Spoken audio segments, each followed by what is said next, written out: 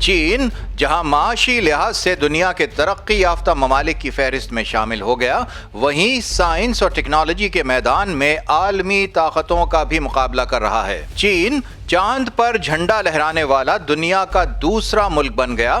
اس سے پہلے تقریباً نصف صدی قبل امریکیوں نے یہ کارنامہ انجام دیا تھا۔ حال ہی میں چین نے اپنا خلائی جہاز چاند پر بھیجا تھا۔ چین کی قومی خلائی انتظامیہ کی جانب سے جاری کردہ تصاویر میں چانگ 5 نامی خلائی گاڑی کو چینی پرچم لہراتے ہوئے دیکھا جا سکتا ہے۔ اس سے قبل بھی 2 بار چاند پر جانے والے خلائی جہاز میں چینی جھنڈا موجود تھا، تاہم وہ چاند کی سطح پر نصب نہیں کیا جا سکا۔